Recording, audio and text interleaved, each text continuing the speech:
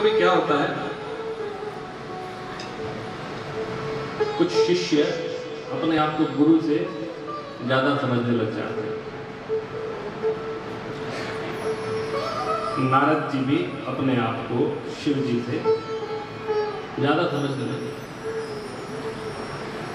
हम नारद जी को ये पता नहीं था कि वो उसी जगह पे तपस्या कर रहे हैं जहां कभी शिव जी ने अखंड तप किया। ये उसी तपोभूमि का प्रभाव था। जिस स्थान पर महादेव तपस्या करके गए हैं, हिमालय पर्वत की गुफा कंदरा में, वहां पहुंचते से ही नारद जी को ये मन में भाव आया था कि क्या सुंदर स्थान है तपस्या के लिए, और ऐसे स्थान पर जिसको स्वयं महादेव ने अपने तप के लिए स्थान बनाया हो, ऐसे स्थान पर यदि कोई भी पहुंचेगा तो उसका भी तप करने का भाव मन में प्रकट होगा ही होगा। और ऐसा ही भाव नारद जी को भी मन में आया। एक और शिष्य रावण, अब रावण जब भी जाता शिव जी के पास तो शिव जी को देख के हंसता।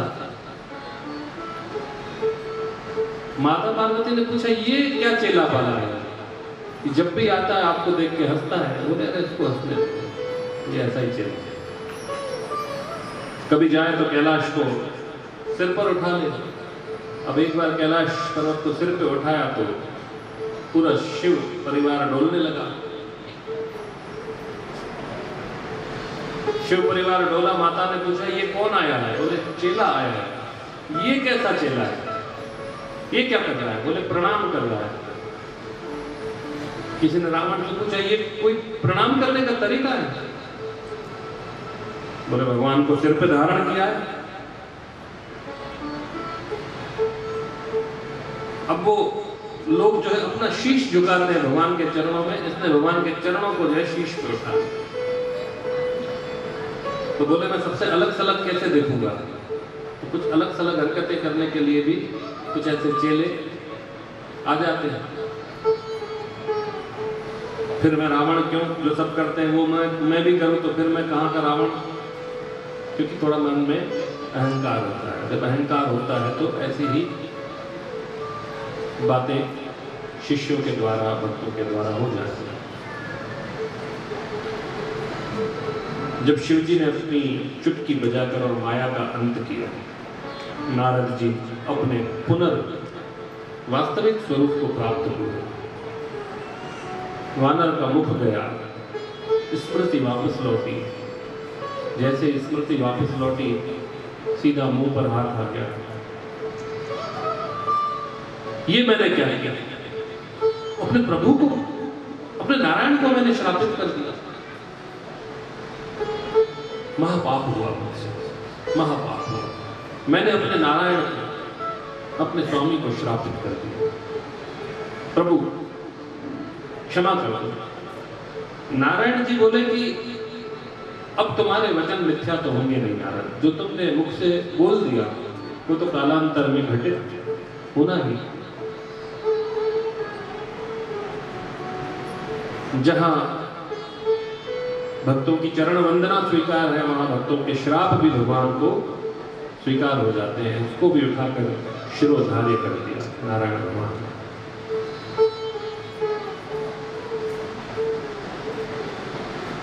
प्रभु कोई उपाय बताइए, मैं पाप से युक्त हो गया, कुछ उपाय बताइए। बोले उपाय की जरूरत नहीं पड़ती यदि शिव जी की बात उसी वक्त तुमने मान ली। शिव जी ने तुम्हें मना किया था, यहां तो कह दिया, आगे मत कहना। लेकिन फिर भी तुम अपने मद में, अपने अहंकार में ग्रसित आगे बढ़े। फिर तुम ब्रह्मा जी के पास पहुंचे, ब्रह्मा जी ने भी तुम्हें मना किया था। तो शिव जी ने तो स्पष्ट कहा था तुम्हें कि किसी और से मत कहना, लेकिन खास करके नारायण से मत कहना, क्योंकि मैं शिव की निंदा नहीं सुन पाता। शिव द्रोही मम दास कहावा, सो नर मोहे स्वप्नहु नहीं भावा। जो कहे कि मैं नारायण का भक्त हूं और शिव जी से द्रोह करे सो नर मोहे स्वप्न नहीं। वो स्वप्न में भी मुझे पसंद नहीं है। और तुम तो मेरे इतने भक्त हो, लेकिन भक्त होकर भी तुमने ऐसी बात कह दी जो मुझे कभी स्वप्न में पसंद नहीं है। इसीलिए शिव जी ने तुम्हें पहले ही आगाह किया था कि ये बात किसी और से मत कहना, खास करके नारायण से मत कहना, और तुमने वही बात की।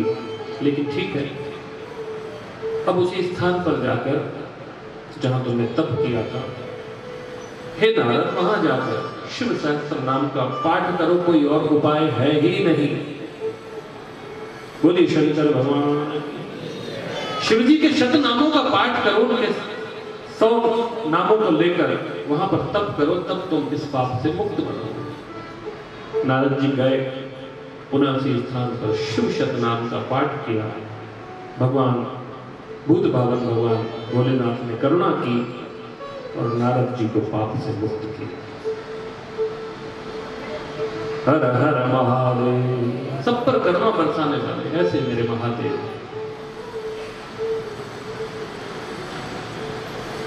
जिस तरह वे सब पर कृपा करुणा बरसाते आए हैं, आप और हम सभी पर भी ऐसी करुणा महादेव की हो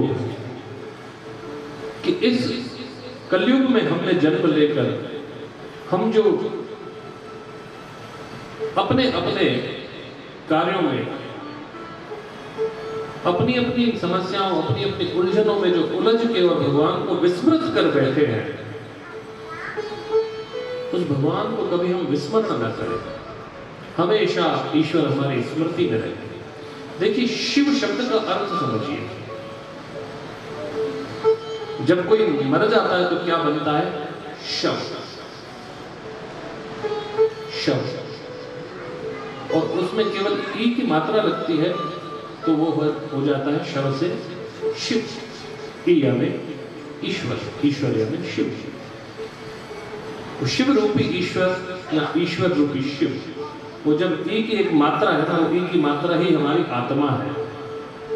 ई से ईश्वर परमात्मा और हम हैं जीवात्मा। जब हमारी वो आत्मा हमारे शरीर से अलग हो जाती है, तब हम भी अभी चलते फिरते शिवालय के समान हैं, और जब हमारे प्राण निकलते हैं तो हम भी शव बन जाते हैं। जब तक शिव आपके अंदर है तब तक शिव का भजन करते रहिए। यही मोक्ष का सबसे बड़ा द्वार है, सही सबसे बड़ा मार्ग है। इस मार्ग को कभी मत छोड़िए। बोलिए ओम नमः शिवाय। प्रेम से बोलिए ओम नमः शिवाय, जोर से बोलिए हर हर महादेव। कभी भी भगवान नारायण स्वयं कह रहे हैं, शिवद्रोही मम दास कहावा। शिव का द्रोह करने वाला मेरा कितना भी बड़ा भक्त हो। अब नारायण के सबसे बड़े भक्त तो नारद, लेकिन शिव द्रोह कर बैठे हैं। सो नर मोहे स्वप्न नहीं हुआ, मुझे स्वप्न में भी पसंद नहीं। सही दिशा में लाने के लिए भगवान ने माया रची, स्वयं के ऊपर श्राप भी स्वीकार किया। लेकिन शिव की निंदा उनको प्रिय थी। आपके गुरु की जहां निंदा हो, आपके शिव की जहां निंदा हो, सामने वाले का मुंह बंद कर दीजिए। मुंह बंद करने में असमर्थ है, अपने कान बंद कर दीजिए। अपने कान बंद करने में भी असमर्थ है, स्थान छोड़कर चले जाइए। जहां आपके गुरु की, आपके शिव की, आपके ईश्वर की निंदा हो, आपका सामर्थ्य न हो, इस स्थान को त्याग कर दीजिए। लेकिन निंदा मत सुनिए।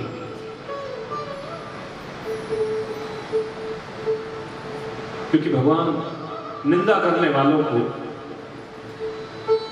कभी भी भगवान पसंद नहीं करते। शिव महापुराण की परम पुनीत कथा, करुणामयी भगवान ने सब पर अपनी करुणा की है। एक भजन बहुत प्यारा सा, फिर आगे कथा को बढ़ाते हैं।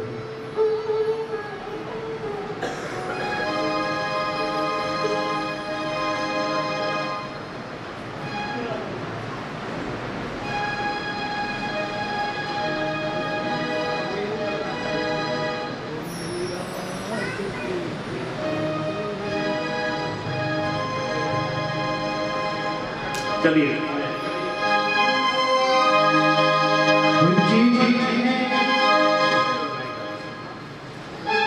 मेरा भोलेनाथ,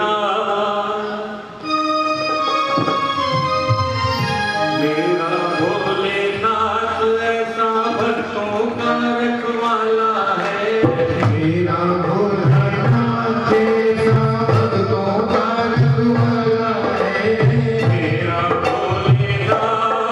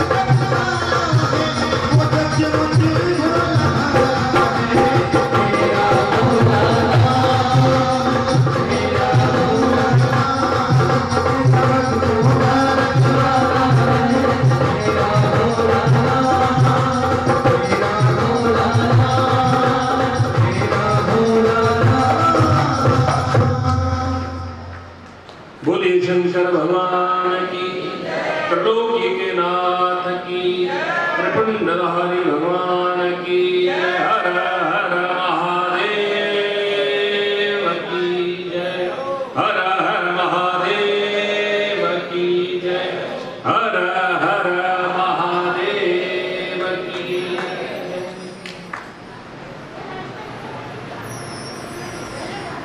जीवन में सेवा का बड़ा महत्व है। सेवा किसी भी प्रकार से आपकी हो सके। कितने प्रकार की सेवा कही गई है? तन से, मन से, धन से।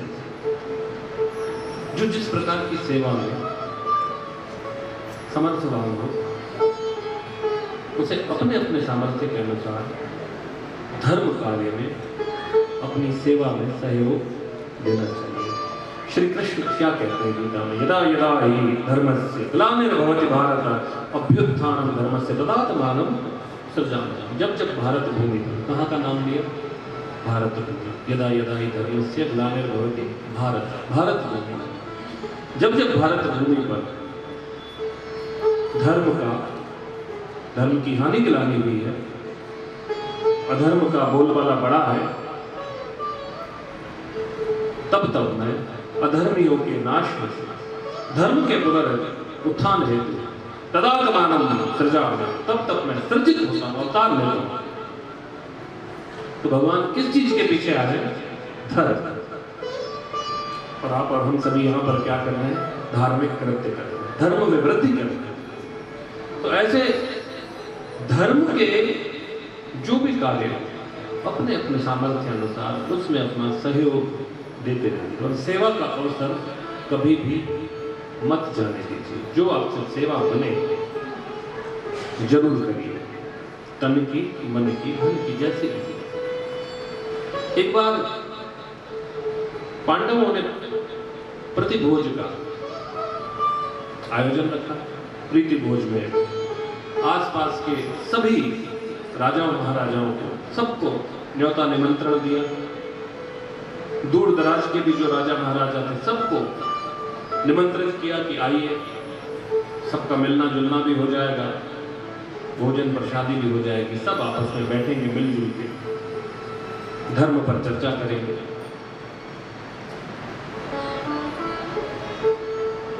सभी दूर प्रांत से आए हुए, समीप रहने वाले, दूर रहने वाले सभी वहां पर राजा उपस्थित हुए। भोजन आरंभ हुआ। भगवान कृष्ण नहीं पहुंचे। थोड़ी देर प्रतीक्षा की। पांडवों ने कहा श्री कृष्ण आए तो भोजन आरंभ करें, लेकिन फिर भी कृष्ण अभी तक वहां पर उपस्थित नहीं है। ज्यादा देर प्रतीक्षा न करते हुए आखिर भोजन आरंभ हुआ। सभी राजा महाराजा बैठे, सभी ने भोजन किया। लगभग सभी लोग भोजन कर चुके थे। अचानक से श्री कृष्ण आते। पांडव जो जिस सेवा कार्य में लगे हुए थे, अपने अपने सब पात्र छोड़कर, जैसे कुछ लंगर चलता है तो कोई दाल की बाल्टी उठाता है, कोई चावल की बाल्टी, कोई रोटी परोसता है, होता है। तो पांडव जो है अपना अपना सब कार्य छोड़कर और भगे श्री कृष्ण के स्वागत के लिए। श्री कृष्ण के स्वागत के लिए भगे। तो सब जो भी वहां पे राजा बैठे थे, सबका चेहरा उतर गया।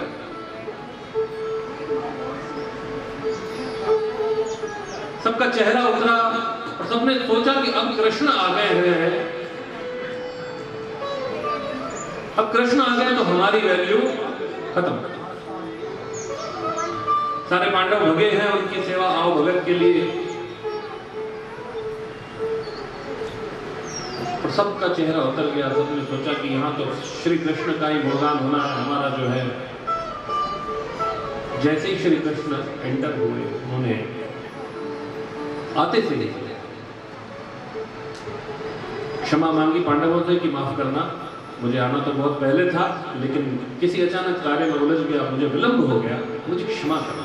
अरे नहीं नहीं कृष्ण, आप क्या कह रहे हैं? आइए आइए आइए, भोजन कीजिए, आइए आइए। कृष्ण ने कहा नहीं, भोजन बाद में, मैं तो सेवा करने आया, मैं तो घर का हूँ। तुम लोगों ने तो सेवा की, किसी ने हलवा परोसा, किसी ने मालपुआ परोसा, किसी ने दाल, किसी ने चावल, किसी ने कुछ, किसी ने भोजन, किसी ने प्रसादी। अरे मेरे लिए भी तो कुछ सेवा हो। यहाँ तक कि पानी भी परोसा जा चुका है।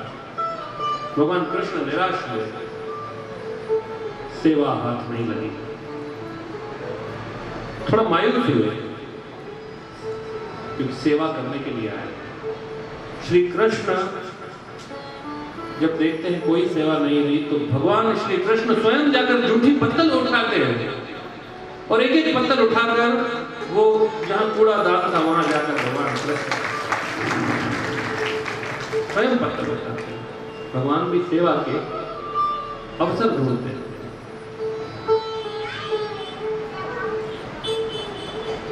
जहां पर भी कोई ऐसा धार्मिक कर्म हो, अपना कुछ अंशदान किसी भी रूप में अवश्य करना चाहिए। मैंने बताया, आप भागवत कथा में, शिव महापुराण की कथा में कहीं भी झाड़ू लगा देते हो, कोई कचरा गंदगी साफ कर देते हो, कोई दरी बिछा देते हो, तो लोगों के बैठने की व्यवस्था कर देते हो, भोजन प्रसादी की व्यवस्था करते हो, कुछ भी यहां आपने किया, वहां किसी न किसी आपके पितरों की सदगति निश्चित हुई। अरे आज हमारा एक वंशज शिव कथा में सेवा कर रहा है, अरे आज हम छूटेंगे इस नरक की आत्मा से। ऐसी जो अद्भुत प्रसन्नता है आपके पितरों को प्राप्त होती है। पितरों के ऊपर जो दोष लगा होता है, दोष से मुक्ति मिलती है। आप कथा श्रवण करने आए हो, मन में आपके भी प्रसन्नता है, लेकिन निश्चित रूप से कह सकता हूं वहां पर बैठे आपके पितर भी प्रसन्न हो गए होंगे। ऐसी अद्भुत शिव महापुराण की कथा, बोलिए शिव महापुराण की। मैं तीसरी बार कह रहा हूं, ये बात रिपीट कर रहा हूं बार बार। भागवत केवल पितरों को तारती है, ये प्रेतों को भी तारने वाली शिव महापुराण की कथा है। ये आहूतों को तार देती है। आहूत पितर किसको कहते हैं? 6 महीने से ऊपर का गर्भ हो और कुंवारी अवस्था में जिसकी मृत्यु हुई हो, 6 महीने के ऊपर का गर्भ यदि नष्ट हो जाए और जन्म लेने के पश्चात कुंवारी अवस्था में यदि कोई मृत्यु को प्राप्त हो जाए, तो न उसको अन्न मिलता है, न उसको जल मिलता है, केवल वायु का सेवन करके प्रेत रूप में वो विचरण करता है, ऐसों की सदगति नहीं होती। और शिव महापुराण की कथा आहूत को भी तार देती है। ऐसे आहूतों को तारने वाली शिव महापुराण की कथा है। अब आपको भी ज्ञात नहीं होगा आपकी किस पीढ़ियों में कौन से ऐसे आहूत पितर गए, कौन से 6 महीने के ऊपर का गर्भ लेकर चले गए, कौन से पितर ऐसे थे जो कुंवारी अवस्था में अवगति को प्राप्त हुए। लेकिन निश्चित रूप से मानिए आज उनकी भी सदगति हो रही है और उनकी भी दुआएं, उनका आशीर्वाद आपको प्राप्त हो रहा है।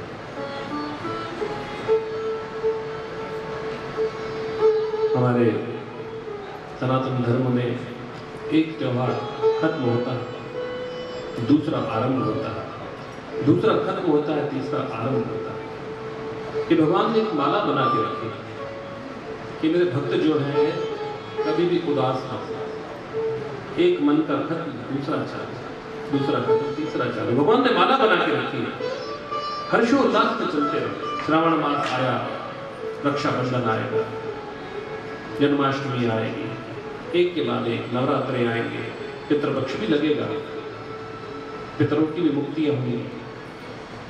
तो जहां देवता और पितर सब तृप्त रहते हैं, जहां उनकी तृप्ति होती है, वहां हम भी दुखी कैसे रहते हैं। इसलिए हमेशा अपने देवताओं की और पितरों की आशीर्वाद उनका लेते रहिए।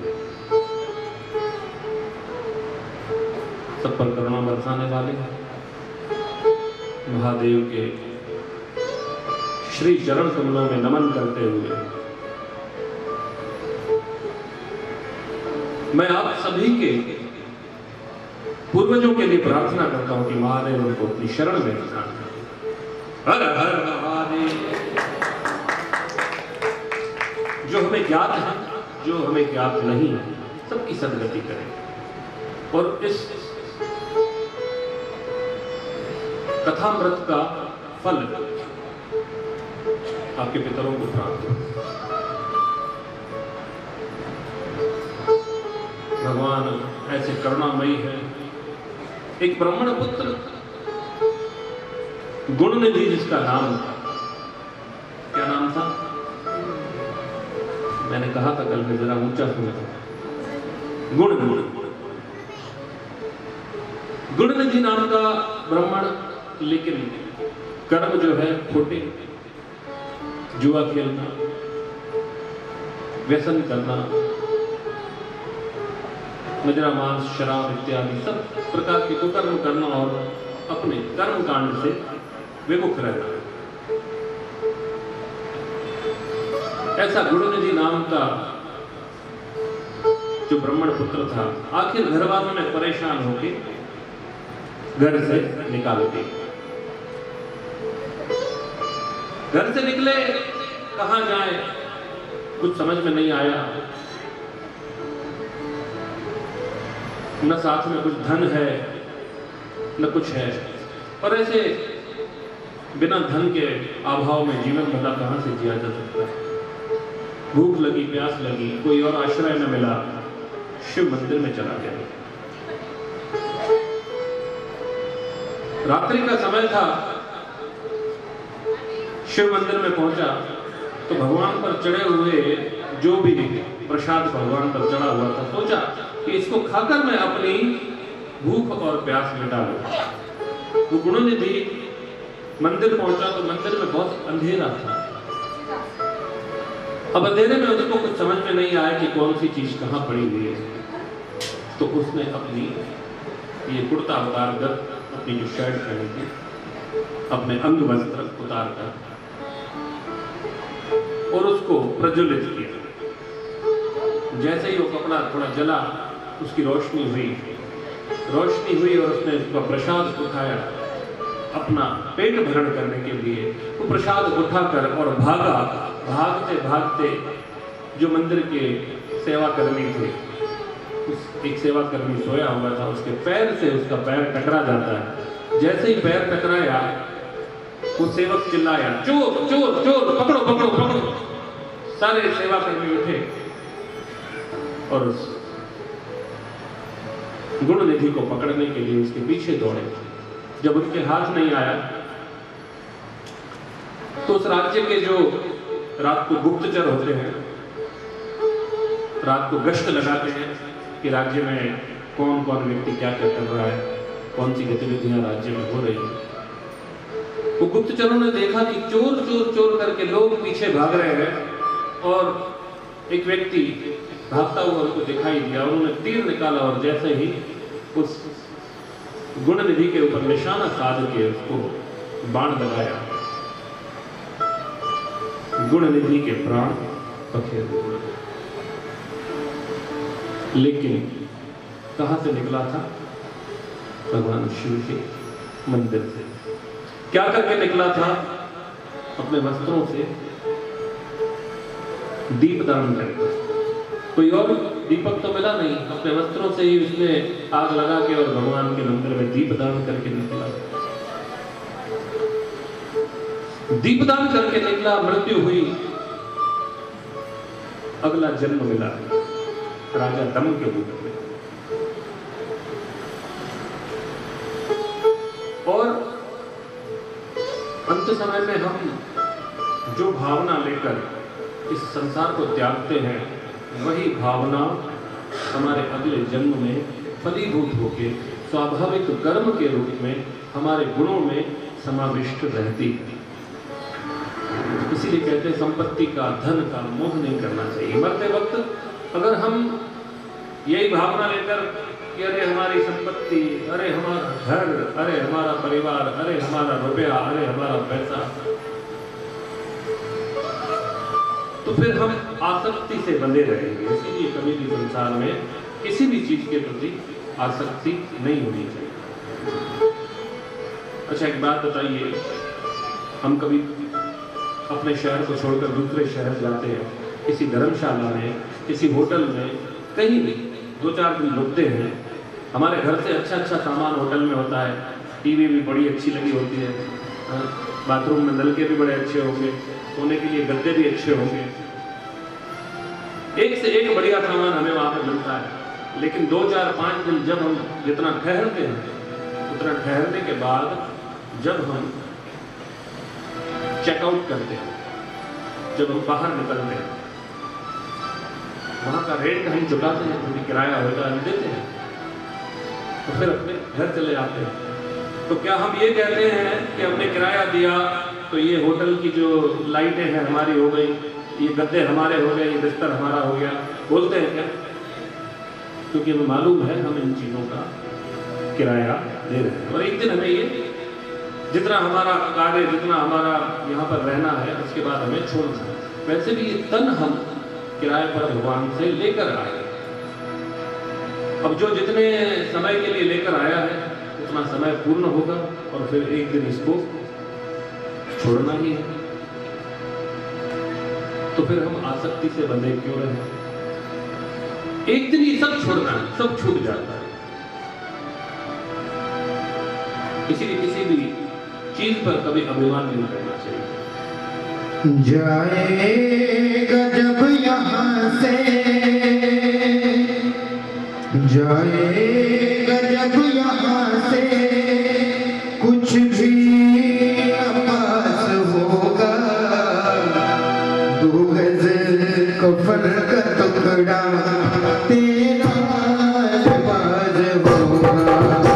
जाएगा जब यहाँ से, कुछ भी पास होगा, 2 गज कफन का टुकड़ा तेरा लिबास होगा। जाएगा जब यहाँ से।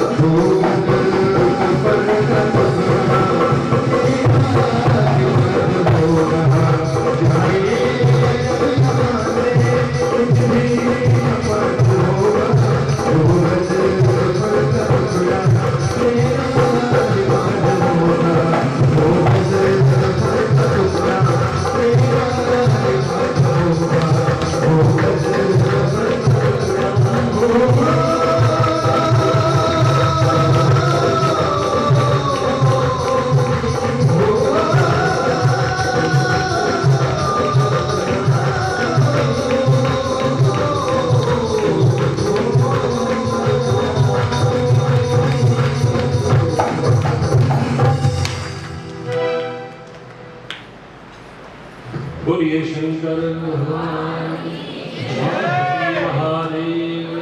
हर हर महादेव, हर हर महादेव, हर हर महादेव।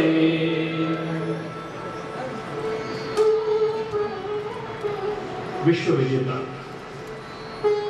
सिकंदर, नाम सुना है सबने? सारे विश्व को जीत गया, एक एक राज्य पर अपना अधिकार जमाता हुआ, विजय पताका फहराता हुआ, सारे संसार को जिसने जीत लिया।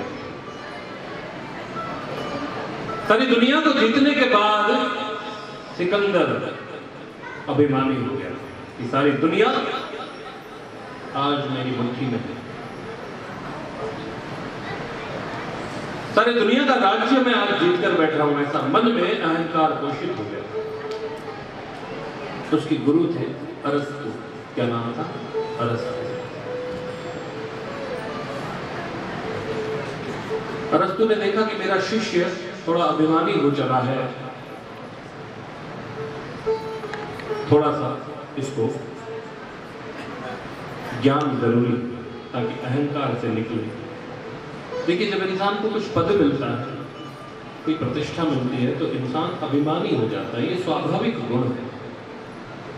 लेकिन जो इन पद की और प्रतिष्ठा की मिलने के उपरांत उसको अहंकार पोषित न हो, वास्तव में वही उस पद का अधिकारी होता है। समाज में आप कितना भी नाम ऊंचा कर लो, कितना भी बड़ा अपना नाम कर लो, किसी भी पद पर आप विराजित हो जाओ, लेकिन वो पद सेवा का ही है। भगवान ने आपको ऊंचा पद दिया है तो ऊंची सेवा कीजिए। उन्होंने प्रतिष्ठित इसीलिए किया है कि मैं तुम्हें देख रहा हूं, तुम्हारे अंदर जो बीज है वो एक दिन विशाल का वृक्ष बनेगा, तो मैं तुम्हें विशाल बना देता हूं। अब जो वृक्ष है उसका धर्म क्या है? फल दे। तो जब भगवान आपको आगे बढ़ाए तो आपकी सेवाएं बढ़नी चाहिए, आपका अहंकार नहीं। लेकिन सिकंदर सारा विश्व जीत कर जब विश्व विजेता बना, अहंकार से पोषित हो गया। उसके गुरु ने देखा कि मेरा शिष्य अभिमानी हो चला है, तो बोले, सिकंदर मुझे पहचानते हो? बोले, अरे गुरुदेव, क्या बात कर रहे हैं, आप मेरे गुरु हैं, मैं आपसे दीक्षित हूं, मैंने आपको अपना गुरु बनाया, मैं आपको कैसे विस्मृत कर सकता हूं? बोले, अच्छा अच्छा, याद है तुम्हें? हाँ गुरुदेव। तो इतना भी याद होगा कि जब मैंने तुम्हें गुरु दीक्षा दी थी और तब तुमने कहा था कि मैं आपको क्या दक्षिणा दूं। गुरु दक्षिणा होती है, जब दीक्षा ली जाती है तो गुरु को दक्षिणा दी जाती है। तो सिकंदर, मैंने तुम्हें ये कहा था कि समय आने पर लूंगा, अभी कोई आवश्यकता नहीं, लेकिन जब समय आएगा तब तुम ये दक्षिणा देकर अपना ऋण चुका देना। हाँ गुरुदेव, इससे श्रेष्ठ समय क्या हो सकता है? आज सारी दुनिया का अकेला विश्व विजेता हूं, सारी दुनिया मेरे हाथ में है, मेरी मुट्ठी में है। आप जिस चीज पर हाथ रखो वो आपकी गुरुदेव, जो चीज मांग लो मैं सक्षम हूं आपको देने के लिए। उनके गुरुदेव ने अपने जेब से एक सुई निकाली। क्या निकाली? एक छोटी सी सुई, और सिकंदर के हाथ में रख दिया। तो कहा कि मेरी गुरुदक्षिणा सिकंदर में इतनी है कि यदि तुमसे पहले मैं मर जाऊं, यदि तुमसे पहले मैं इस देह को त्याग दूं, तो इस सुई को तुम ऊपर ले आना, बाद में मैं वहां पे लूंगा ऊपर। और यदि मुझसे पहले तुम मर जाओ तो ये तुम साथ में ले जाना, मैं वहां पर आकर तुमसे लूंगा। सारी दुनिया का अकेला विश्व विजेता राजा सिकंदर ये नहीं कह पाया कि हाँ गुरुदेव, कौन सी बड़ी बात है, मैं ले आऊंगा। सिकंदर ने सोचा कि ये सुई ऊपर जाएगी तो जाएगी कैसे? कोई है रास्ता, कोई मार्ग है कि हम सुई भी ले जा सकें ऊपर? फिर किस चीज का अहंकार? शिव महापुराण की कथा हमें यही सिखाती है कि निरअहंकारी बनिए, किसी चीज का अहंकार मत रखिए। ये समस्त संसार नश्वर है, एक दिन नष्ट होना है, और कहाँ हम अहंकारी होकर अपने पाप कर्मों में वृद्धि कर रहे हैं। दया धर्म का मूल है, नरक मूल अभिमान, याते दया न छोड़िए, जाते घट में प्राण। दया, सब जीवों पर दया, वो धर्म का मूल है। और नरक जाना हो तो खूब अभिमान करो, खूब अहंकार करो।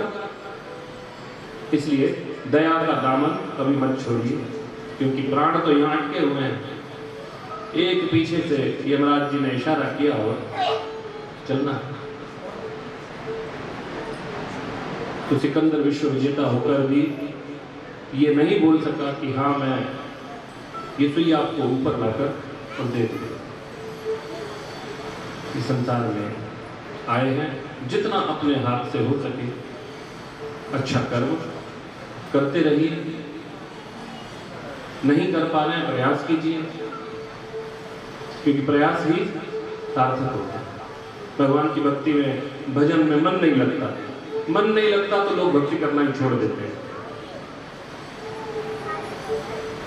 श्रीमद् भगवत गीता के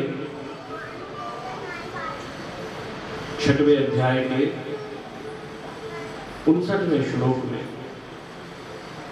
भगवान श्री कृष्ण से वार्तालाप करते हुए, अपनी जिज्ञासा पूछते हुए अर्जुन कहते हैं कि चंचल ही मनः कृष्ण प्रमाथि बलवत् दृढ़म् तस्याहं निग्रह मन्ये वायुर्वि सदुष्करम्। हे प्रभु, आपने इस मन को इतना चंचल, इतना चंचल, इतना चंचल, इतना बलवान बनाया है कि आखिर मैं भजन करूं तो कैसे करूं? ये बैठता हूं भक्ति करने और भागता है कहीं और, फिर बैठता हूं भजन करने भागता है कहीं और। तो प्रभु, आपने भक्ति से ज्यादा बल तो मन को दिया है, तो भजन हो भी तो कहां से हो? चंचल ही मनः कृष्ण, मन बहुत चंचल है। हे कृष्ण, कोई उपाय बताओ, कोई मार्ग बताओ, कोई रास्ता बताओ कि भक्ति भजन हो पाए।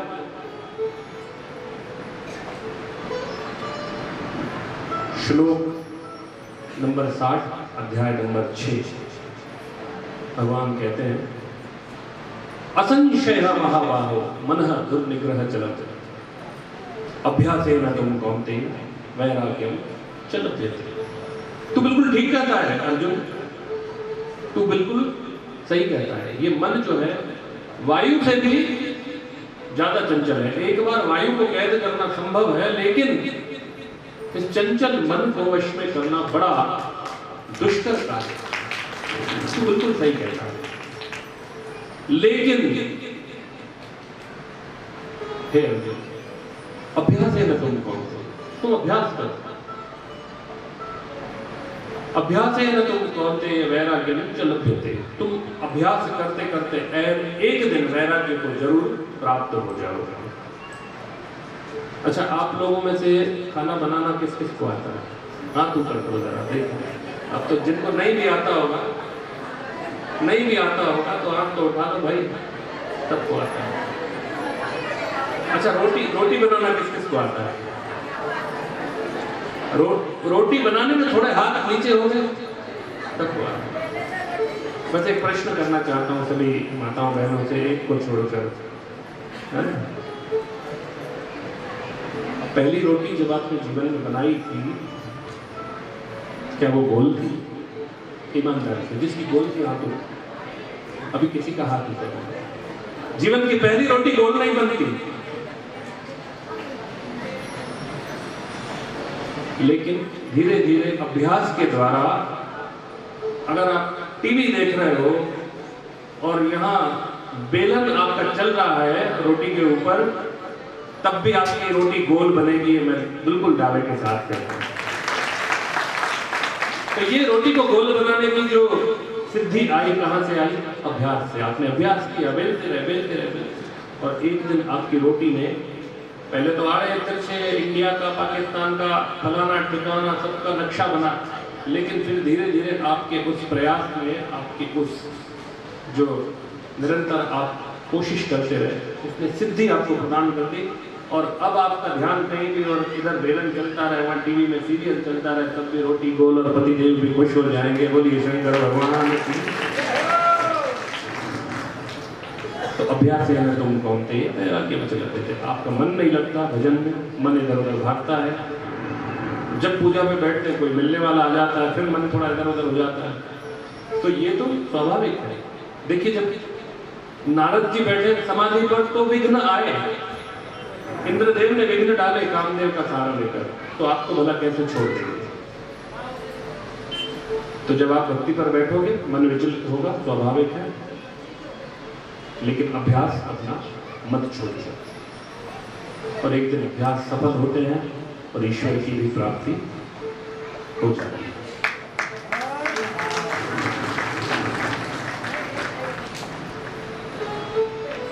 तो जिसने अपनी कमीज फाड़कर और मंदिर में उजाला किया, वो अगले जन्म में राजा दम के रूप में उन्होंने जन्म लिया। राजा दम के रूप में जन्म लेने के उपरांत जैसी उनकी अंत समय में चित्तवृत्ति हुई उजाला करने की कि मंदिर में अंधेरा नहीं हो, ऐसी चित्तवृत्ति के साथ वो अगले जन्म में पैदा होते हैं।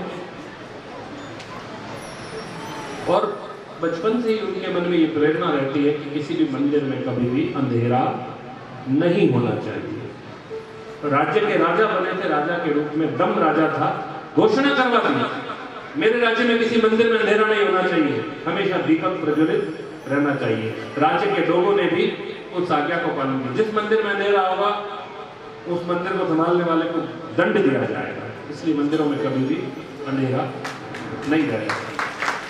आप भी जब मंदिर में जाओ खाली हाथ मत जाओ, दीप प्रज्वलित करो। वो राजा दम पहले तो पिछले जन्म की कथा मैंने बताई, अब फिर वो अगले जन्म में आए। और जब उन्होंने अपने जीवन की यात्रा पूरी की, मंदिरों में उजाला करते रहे, स्वयं भी दीपदान करते रहे, औरों से भी करवाते रहे, किसी मंदिर में उन्होंने अंधेरा नहीं रहने दिया। अगले जन्म में जब वो बने तो क्या बने, देवताओं और यक्षों के अधिपति कुबेर के रूप में वो प्रतिष्ठित है। मंदिर में चोरी करने वाले को जब मेरा महादेव कुबेर बना सकता है, तो आपको तो कुछ ना कुछ तो बना ही देगा, निश्चित है। बोलिए शंकर भगवान की। आप कभी भी मंदिर में जाएं तो दीप जरूर प्रज्वलित करें। कल की कथा में मैंने बताया था, जिस घर से पानी का पात्र आप साफ स्वच्छ करके भरिए, पहला लोटा शिव जी के नाम से। जिस घर से पहली रोटी शिव जी को और पहली रोटी गाय की निकलती है, पितृदोष रह नहीं सकता। पहली रोटी गाय को, पहली रोटी शिव जी को।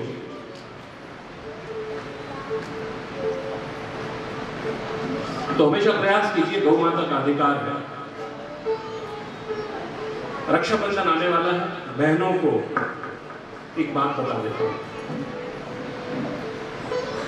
बाजार से कितनी भी महंगी राखी खरीद कर लाओ, कुछ भी ले आओ, सोने का ब्रेसलेट ही क्यों न ले आओ अपने भाई के लिए, लेकिन जो हमारी सनातनी परंपरा है, जो हमारे हिंदू धर्म का रक्षा सूत्र मानते हैं, कलावा, जब तक आपने भाई की कलाई पर कलावा नहीं बांधा तब तक राखी पूर्ण नहीं।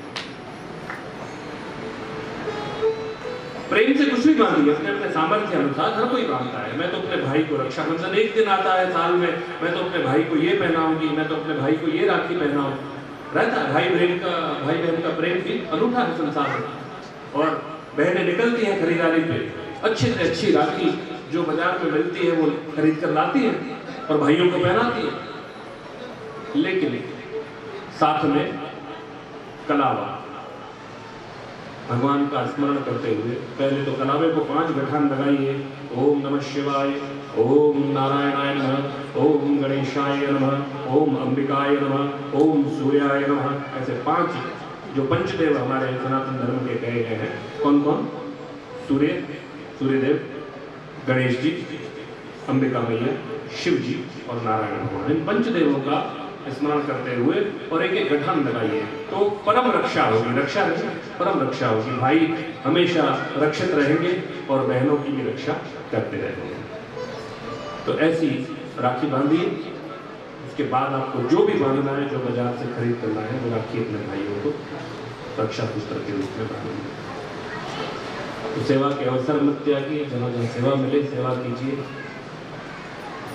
आज की प्रसाद की जो सेवा है, हमारे बीच में बैठे हमारे राजेश तन्मुखानी जी की तरफ से प्रसाद की सेवा की गई है और आज इनको हम शुभकामनाएं देते हैं। आज इनका जन्म दिवस भी है, जोर से तालियां बजाएंगे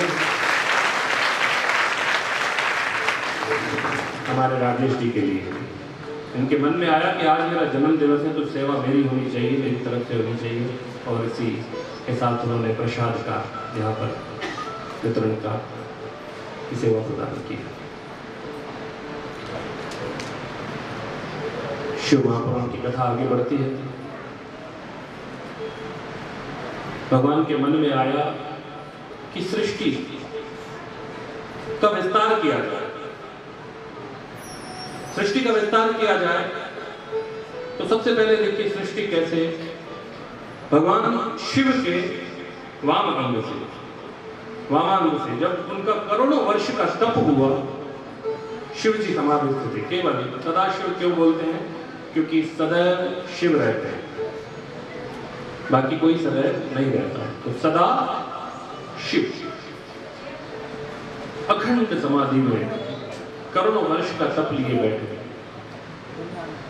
अचानक से उनके वाम भाग से यानी उल्टे तरफ से एक तेजस्वी योग पुरुष निकलता है। वामांग से प्रकट होने के कारण उसका नाम वामदेव पड़ा और वामदेव भगवान नारायण का ही एक नाम है। भगवान नारायण प्रकट हुए। नारायण भगवान के नाभि कमल से ब्रह्मा जी प्रकट हुए। ब्रह्मा जी के पुत्र हुए दक्ष और मैथुनी सृष्टि का निर्माण करने की आज्ञा भगवान ब्रह्मदेव ने, क्योंकि सृष्टि के रचयिता हुआ, रचना उनको करनी है। तो ब्रह्मा जी की आज्ञा से उनके पुत्र हुए दक्ष, जिनकी 60 कन्याएं हुई। कितनी? 60 कन्याएं। उन 60 कन्याओं में से 10 कन्याओं को दक्ष प्रजापति ने धर्म के साथ ब्याह दिया। 13 कन्याएं दक्ष प्रजापति ने कश्यप मुनि के साथ ब्याह दी। 27 कन्याओं का ब्याह चंद्रदेव के साथ किया और अंगिरा ऋषि और कृशाभ के साथ 2-2 कन्याओं का ब्याह किया। शेष 4 कन्याओं का विवाह जो है उन्होंने अरिष्ट के साथ किया। इस प्रकार 60 कन्याओं का प्रजापति दक्ष ने विवाह किया, सृष्टि का विस्तार किया।